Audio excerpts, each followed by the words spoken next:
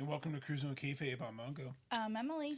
And today we're going to discuss Dynamite from July 9th, 2025, the Go Home to Y'all In. Or All In. I don't know, I still like Y'all In. It's on their branding. I still like Yellen. I think that it fits really well. No, I think so too. So yeah, a lot to unpack in this episode, a lot to discuss. We start off with Tony Storm and Mercedes having their version of the talkie talk, except Tony Storm kind of did all the talking and really made Mercedes kind of look real bad in the ring there in a good way. I mean, what did she say that we liked? You have the authenticity of a spray tan in a rainstorm. Yeah, that was pretty epic. And then talking about the emotional depth of a kiddie pool. And then she caps it off with the line of all these belts and a mask to hide behind. What are you hiding behind? So that was nice. It was a Definitely a nice real little cut, touch. nice little touch indeed. Hey Patrick, how you doing tonight? Thanks for joining in. Just talking about Dynamite. So I'll ask you, Patrick, while we're kind of talking about this match coming up. We don't want to spoil too much for our predictions, but what did you think of Mercedes and Tony kind of going back to bat for one last time? I really enjoyed the dynamics and the chemistry. It really seemed like neither one looked like they went over definitively. So it's not like where if Tony Storm, like I was telling you earlier, if Tony Storm kind of beat up Mercedes, it'd be like, oh no, that's bad look for the champion going in. It was kind of like a mishmash. They both looked strong kind of going into this pay-per-view. So what do you think? How do you think they kind of came out looking? I think that they are still pretty equal. I think that this match set is just very evened out, and I'm curious to see exactly what goes down because this prediction might be the hardest one yet because I definitely do not know who I want still. We still have one more episode before. Tomorrow night. Yes, we have Collision tomorrow night. So we have one more episode of TV time before we go to TV time. All Oh, I In. just got the shudders thinking of TV time. I am the learning tree. I'm just kidding.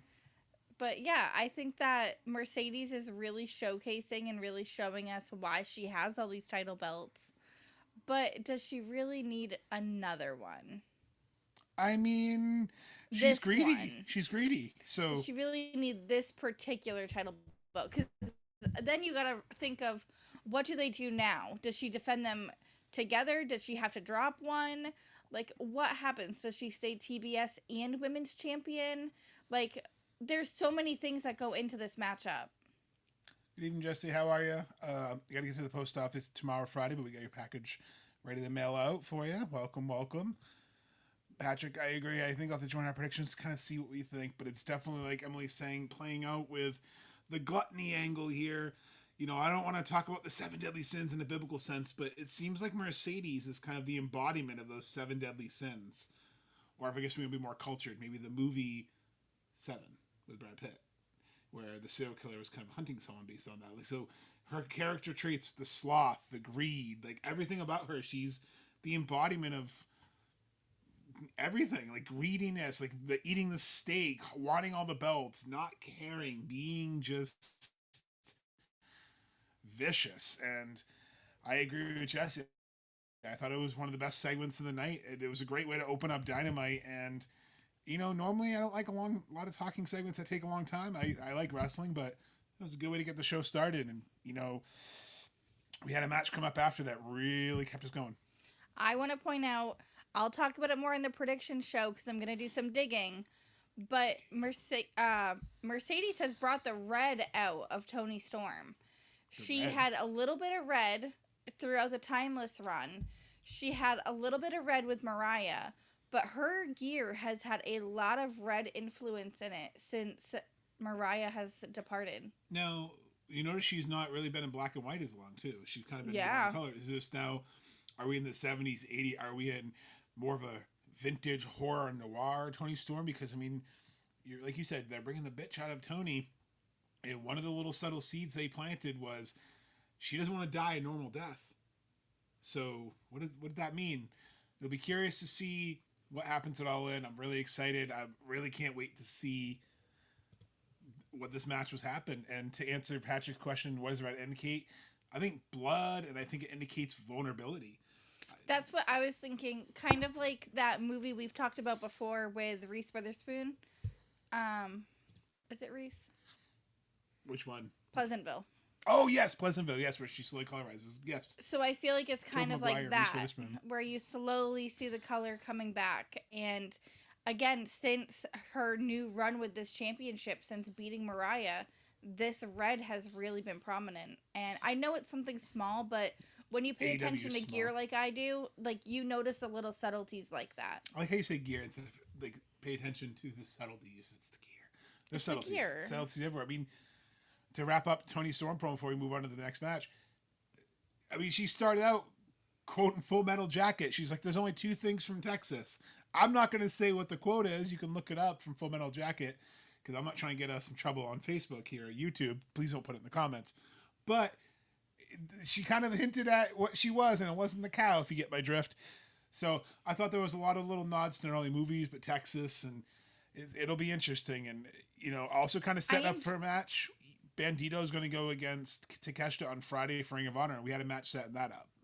Yeah, I really enjoyed this match. There was at one point where Bandito grabbed a hold of. Well, we're getting to that match, so hold on. Oh, so sorry, You're sorry. trying to jump the old 21 gun there. But yeah, so what'd you think of that match? You had Bandito and Brody King versus Proto Shida, Kyle Fletcher and Takeshita. So you kind of had the two rivalries going against each other. You had Bandito, who is going to be fighting Takeshita for the Ring of Honor title Friday night, but then you had Kyle Fletcher taking on Brody King, kind of getting a little bit of revenge, but as a tune-up for him before he goes to try to take Adam Cole's title. So what did you think of that match? There was a lot of chemistry, and I know you liked when he flipped up on the ropes. Yeah, when he grabbed Takeshita's hand and he jumped up and landed perfectly on that rope, I was mind blown. That is my style of wrestling. That is everything I tune into. I was hooked. That happened, put the phone down, stared at the TV the rest of the match. And then obviously Takeshita pinning Bandito with that raging fire, and is his title in danger for Friday? Does Bandito lose the title? I know we're not going to do a full-fledged prediction. I don't think so. I think Takeshita going into the G1, I don't think they're going to give him the title because he's going to be. But what better way to showcase the title? It is, but then on the way that title is still going to be MIA. I don't know. I think it's hard. Tony has some interesting choices booking there. I also kind of feel like it'd be almost like a demotion for him to go to Ring of Honor in a way because Takeshia's kind of main event. But I enjoyed the match. I like Bandito. I think Bandito taking the pin on Dynamite, it's so that way he can trade the pin back on Friday. So I think that was a good way to set that up. And Patrick, wanted to go back to your red. Steven Spielberg used the red in Schindler's List. Absolutely. One of the most tragic scenes in Schindler's List when you see the oven and you see the red dress from earlier that you knew from that was that little girl. So it's like the emotional connection to the color red. That's a very good point, Patrick, establishing that, especially with movies. Then we had the Outrunners. They're not done with FTR. They cut a promo backstage and they showed highlights from that awesome match on Collision. They don't seem to want to be done with FTR. And FTR is now backstage with the Patriarchy, and they're talking to the Patriarchy because there's going to be a big multi-man match on Collision. And Stokely made some good points. He's like, why isn't the 10-time tag team champions tag team of the year, the most active wrestlers, why aren't they wrestling for the title? So there were some good points made, and Mongo thinks, I can't get the tinfoil right now, it's fully buried. I'm going to try to get it out if I can without knocking stuff over. Mongo thinks, putting the old tinfoil hat on, that we're going to be adding not only the Outrunners, but FTR to the tag title match after tomorrow. And I think we're turning it to a ladder match. I think FTR, Outrunners, Patriarchy, Hurt Syndicate, and Jet Speed. I think it's going to be one giant chaotic match. I think they got to do it. It's Texas. Everything's bigger in Texas. It's very true. And also, they have so many new viewers these past couple of weeks that they need to showcase more of the talent so that people can get a really good grasp of exactly why we've all been watching for this long. I think that it's really cool that we're seeing more and more talent displayed. I agree. A lot of showcasing tonight, too. And go back to the comments from Patrick and Jesse. I agree. I think Bandito would make a good choice, but I think Takeshita having some sort of title run is always a good thing. And that's one thing that every time you think it's going one way, it's going the other. I thought the Outrunners were kind of going to get cast in the Shadow Realm, and I'm glad they're coming back. You know who else is probably going to come back eventually that could be in the tag team match? I'm just going to say Guns Up, and I'll say that prediction for Friday night. But I think the tag team division is starting to heat up in the right way. I think tonight was a good indicator of the downfall of the Hurt Syndicate. I think it was a little tease of the downfall of the Hurt Syndicate. But before we get to that, we got to get to another person who's teaming up and getting his own faction. Ricochet has been teaming with Gates of Agony. Well, Blake Christensen wants to get wants revenge for his partner Lee Moriarty getting taken out, or Lee Johnson. It wasn't the best match. Gates of Agony lurking, and I like Ricochet kind of toying with him, hit the Spirit Gun, Vertigo, and then the Gates of Agony attacking him, and kind of setting up that little alliance that Ricochet's got. We've seen Blake for quite a while now. We saw him on AEW Dark years ago. Listen, I've been rooting for this man forever. He's captivating. I truly enjoy that he took on that vanilla aspect and really is making that work. I think there's so much that goes into what he's been able to bring out that is being missed on a lot of people, but also not, because he's getting that not big run, but he's been on Dynamite or Collision for a few weeks now. I mean, I think he's not signed, but I think he's definitely got a per appearance contract, because he worked a lot of GCW, but he's, like you said, he worked a lot of dark matches at Ring of Honor. He's worked tapings, and even since the earlier days of the Ring of Honor pay-per-views when they were exclusive on pay-per-view, he was on Ring of Honor pay-per-views. I thought he was signed to AEW. I was enjoying. He could be. I can double check that a little later. But I've always enjoyed him back when he was All Heart. I remember we went to GCW in Charlotte, and he was in the ring, and I was chanting All Heart, and he looked over because he was shocked that there was someone in the crowd cheering for him. And my friend Justin was sitting next to me and just kind of looked at him like, I fucking love Breakerson. He's awesome. He's so great. So to me, it's cool because someone I'm kind of like the underdog rooting for. You know, he's kind of like my Drilla Maloney in the G1 there. I like rooting for the underdog. I mean, who doesn't like the underdog story? When you watch the NCAA tournament or you watch sports, it's captivating. And I think him kind of rising up to the mid card, it's fun. He's comedic. He has comedic timing. So him working with Ricochet was perfect. And then how can we not talk about the Talkie Talk? You have MJF and Briscoe setting up the Talkie Talk. But before that, something happened to the Hurt Syndicate. So they were talking about doing pictures, and they went to walk off to go do their pictures, and they were met by a sign where their titles should have been. Yeah, Jet Speed stole their titles. Happy birthday, Shelton. So they get through the talkie-talkie. Yeah, but we can't just go through the talkie-talkie. We got to go through... MJF all the was signs. cutting deep. Can we talk about the signs? No, not yet. That was wild. There was too many signs to go over. We posted them all, but sign guy Rick, salute you, man. There was the MJF pickle rating scale, the different pickles in his size, to the Ricochet sign, to the Yuta sign. You just heard that. That's a sign from above. That's thunder. But the Talkie Talk, MJF, maybe it's because we're going to talk about this, but him bringing up Jay Briscoe and basically saying, hey, I'm not going to disrespect him. I'm glad he's in heaven looking down on you, but he's looking down at you because you're a loser, and you should have been the one. It's like, whoa, like that was fucked. He cut deep, and then Brian, our buddy Brian, who is at home right now watching Dynamite, texted me and goes, that Briscoe promo was great. And I was like, oh, the Talkie Talk? He goes, doing it in the follow-on where you couldn't fucking understand him after, and he was just screaming gibberish and on the microphone because he was all hyped up to fight MJF. I'm like, that was fantastic. So I think it really helped both guys. I think it's going to make that 1 and 2 position in the men's Casino Battle Royal mean something and carry this feud past probably to All Out. So I really like that, and I really like that the Hurt Syndicate came out, and pretty much the Patriarchy and Jet Speed came out and took out the Hurt Syndicate. You know, like you said, they have the tag titles, so surprise, motherfucker. Took them out. You had Sign Guy trolling Shelton Benjamin with the Mia Yim sign. So that's a double whammy. He gets taken out and has to see that sign on his birthday. And then Patriarchy, you know, doing what Patriarchy does, lurking in the corner. But Hurt Syndicate was left laying, you know, and MJF bailed on him. Do you notice that? He ran out. He left him laying. Yep, Ricochet and him went chasing after each other. And then another part that I really was paying attention to is they were very strategically going after MVP as well. They kept taking him out. He got back up and he got knocked down. You trying to not let him be ringside for this match? What's going to happen here? There's no way he's letting his boys go out there alone. But that's the thing. So is MJF going to help them if this match? Like I've been saying this for weeks that this needs to be a bunch of teams that the Hurt Syndicate has beaten or has beaten down into a multi-man match. What better way if you have Jet Speed and you have the Outrunners and you have all these tag teams? They don't have to get pinned or lose the title. Someone else could. But it's a way that they can get beaten down in the match and not look weak because, I mean, Bobby Lashley eventually is going to go on a solo run. I think, let's be realistic. I think they were trying to sign Cedric. Maybe that didn't work out. I think Bobby's going to go on a solo run. So I think you can't have him tag team champs forever. No, but also, Patrick, I don't think that Christian Cage is the only sneaky one. I'm curious if we're going to see a tail whip come out pretty soon.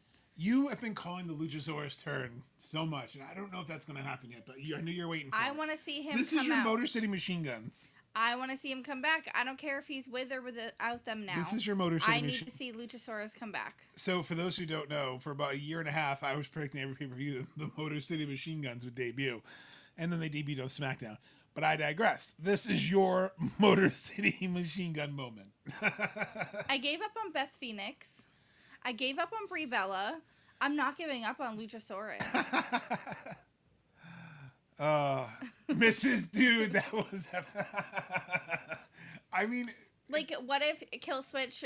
I'll call him Killswitch if he's Holy with them. crap, that's the first time we called him Killswitch forever. If Killswitch comes back to the patriarchy and he doesn't tail whip somebody at All In, I will be sad. And then you'll do what Darby said in that promo. And then I'm going to go complain about it on Twitter. Exactly. Probably my all-time favorite promo by Darby and MJF and all them. And he was like, I want a new contract. Where? When I come away, I'm going to go complain on Twitter. Because, like, I feel like it's still spot on to this day. It was 2 years old. And that's all you see on Twitter. It's like the one person who probably only uses Twitter to get shitty memes like us. It was just like, boom. But, I don't know. Before we get too derailed, I agree. Christian Cage is sneaky. I think there's a lot of momentum going. Even if they only keep it triple threat, I feel like there's still something going on with all these tag teams. They wouldn't be all mingling if there wasn't some sort of end game. Yeah, we had, 4 separate tag teams? 5 if you include FTR? Yeah, so there's definitely going to be some mayhem. How about a ladder match? Just give me my ladder match. Come on, please. We don't even need Tornado. Ladder match. Ladder match. You mean Tornado tag team ladder match? There you go. You can have your Tornado. Speaking of matches, the next match, probably my match of the night, Tekla versus Megan Bayne versus Queen Emanata versus Tay Mello for the number 2 spot in the Casino Gauntlet, with Chris Statlander watching bored as fuck in the stands. She did not look impressed at any of those women. I looked at Josh or Mongo and I said, wow, Chris is really unimpressed. And then commentary goes, Statlander looking on, unimpressed. Yes, we will predict some surprises, so tune in Friday. Smokey will predict some surprises with us too. But yeah, she did. She told me, she goes, she doesn't look impressed. And then 2 seconds later, Excalibur was like, Statlander unimpressed with the competition. Kind of like in New Japan, we did the watch logs. I'd say something, and then they'd say, but the thing is, that was taped. So I mean, I could have cheated. I didn't. But yours was live, and it just happened. So the prediction 9 p.m. show, Eastern time. Yeah, we're going a little later because we want to watch a little Ring of Honor with it, and we want to. And our co-host has Smokey. a different time zone, so we want to make sure we can help accommodate him.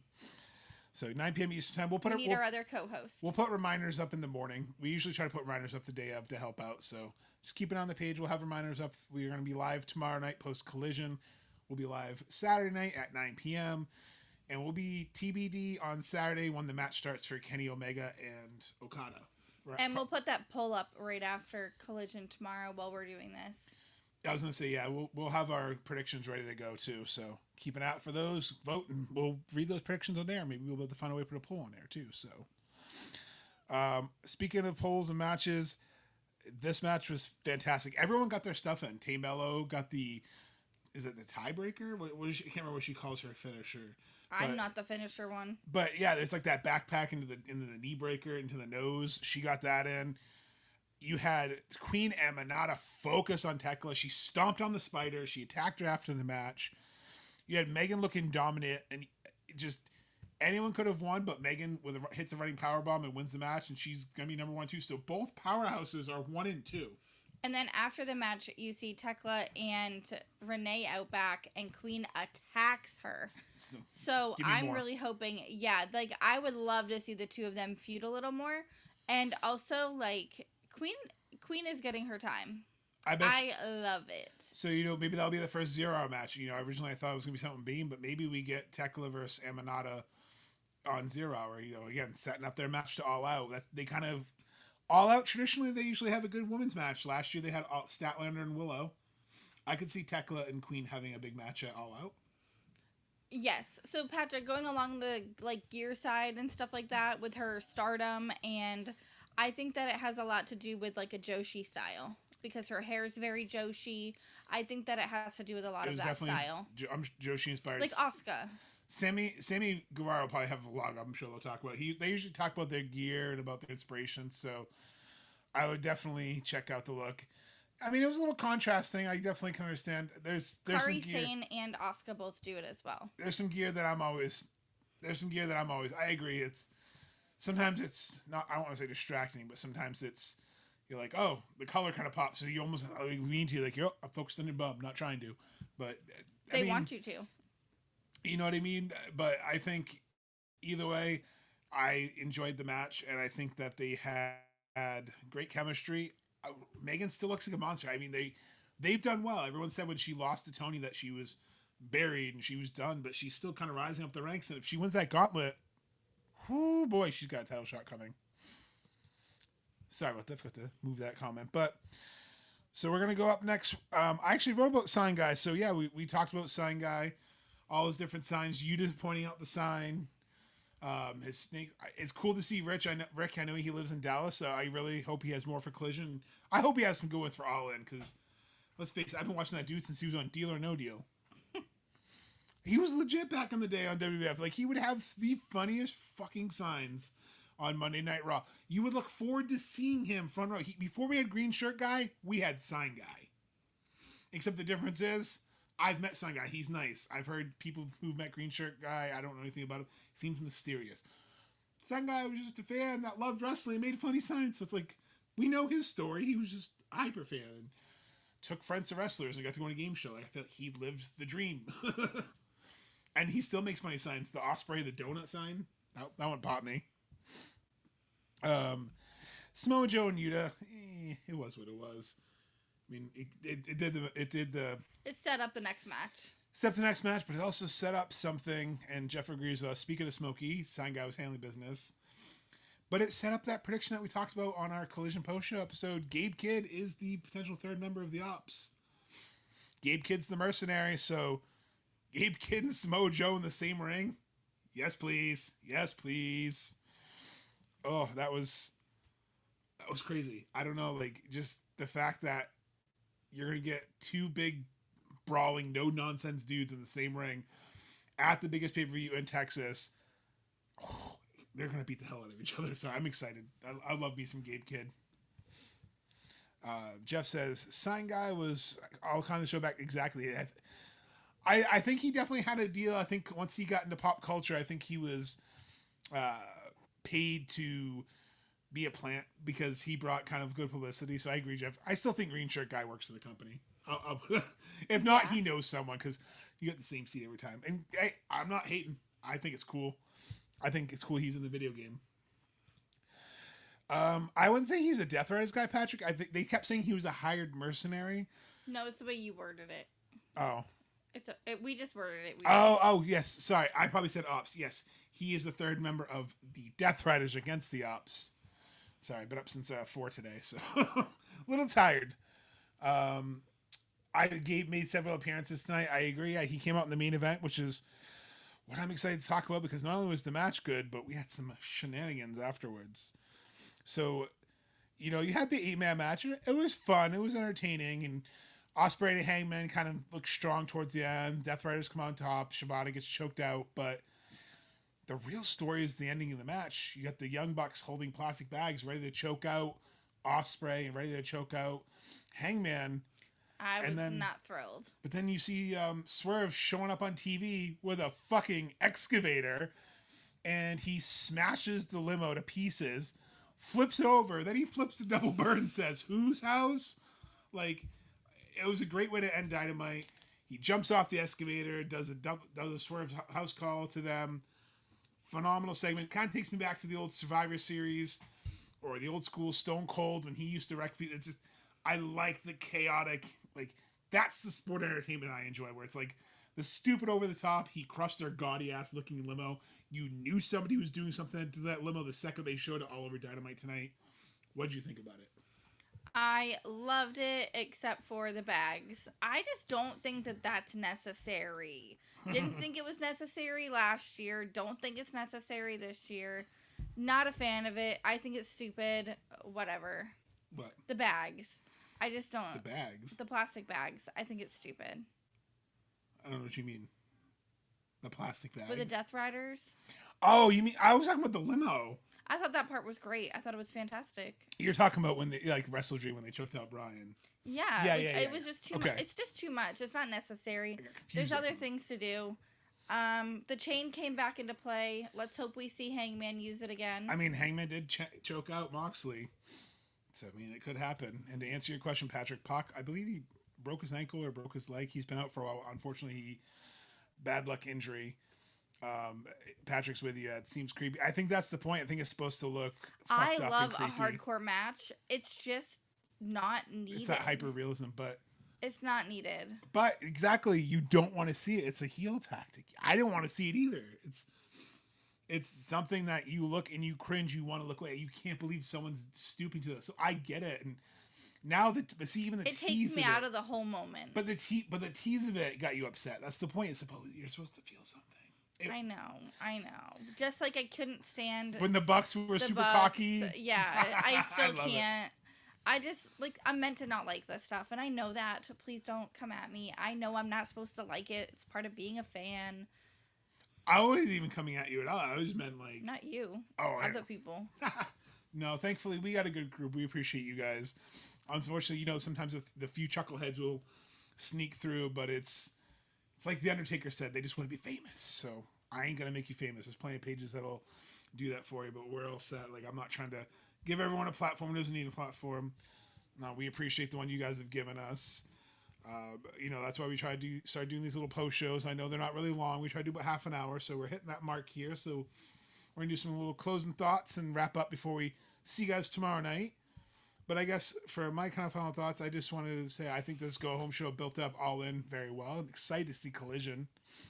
I agree. I think it was very smart that they presented the bags and didn't use them.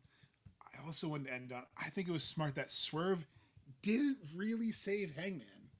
He more saved Ospreay. So if Swerve does indeed help Hangman at All In, it's going to be a bigger moment now, because if he came out tonight, it would have cheapened it. And I think the only thing I'm a little disappointed, I wish we got a Kenny Omega and Okada kind of stare down tonight, but I'm hoping tomorrow night. I feel like they're saving that for tomorrow because they can't big. not. Something big. I feel like that match has been building, and they did like the little promo package for it tonight. I think we'll see that again tomorrow night, which is fine. I love being able to see those. Yeah, the Road 2's tomorrow night after Collision. And I saw on TikTok while I was scrolling that people are wondering if they're attending All In or if they're attending next week's Dynamite, what should they really tune into and what should they be preparing themselves with? And I think that's a good idea for the comments is if you have like a little story or a match that you think people should be tuning into if they're new, please like put that out there. We want to invite more people into this wrestling world, and we want people to want to watch AEW. And we're watching everything this weekend. We're going to be watching every single opportunity of wrestling that we can. And I think that everybody should be. Heck, we're going to an indie show on Sunday. I know, and I is that an indie? Like, it's like a high quality. It's DPW. It's one of the best indies in the country. So yeah, you can say that with authority. No, I agree. I think watch what you enjoy. I'm looking forward to. We have, like Jeff said, we have Collision tomorrow. It's gonna be absolutely fire. We have Ring of Honor Friday. We have our prediction show Friday. We have All In on Saturday. And depending on whatever you watch, there's TNA this week. There's multiple WWE shows. There's multiple indie shows this weekend. If you're a fan of wrestling, it's literally a buffet. You're gonna be eating real good this week and real good this weekend. Ooh, and Jesse wants to end you on a sour note. Something tells me they're going to bring the bags out all in Texas death match. That's for Sting, Darby. Ooh, I like that one. I like that a lot. I think that someone made a really good point. Maybe it was you, Mongo. They said that last year Sting was at Texas. I was promoting things. So maybe this is when he comes back. I mean, yeah, he's at Starcast, right? They're all at Starcast right down the road. So, yeah, and I agree with Jesse. It's wrestling heaven this weekend. Oh, it's great. It's a great time to be a fan. It's a great time to watch this. We've enjoyed tonight's episode. Can't wait for Collision tomorrow. So tune in with us tomorrow night after Collision. We'll chat about that, and then we have our prediction show. With Smokey. You'll see some tinfoil there because I got a lot of tinfoil ready to go. My tinfoil hat is ready to go. Look at that shine. Ready to go for this weekend. So thank you guys for tuning in tonight. Have a great night. If you're in a bad area with rain, please stay safe. I have one more little bit. Wait until I do our whole sign off. I know. So if people are really getting interested in Speedball Mike Bailey and you didn't really know who he was prior to AEW, he has a vlog with his wife Veda Scott, who does GCW plus other commentary. I just want to throw out there, they have a fantastic vlog and you get to see behind the scenes. Why are we promoting other people? Because I want other people. I was trying to sound we were promoting Speedball Bailey's vlog. I thought it was going to be something important for us. I mean, we have one as well. Yeah, I was going to say, since we're going to do that, please subscribe, follow, all that jazz to our page, and then check out others if you'd like. So on that note, everyone have a great night, and always keep the kayfabe.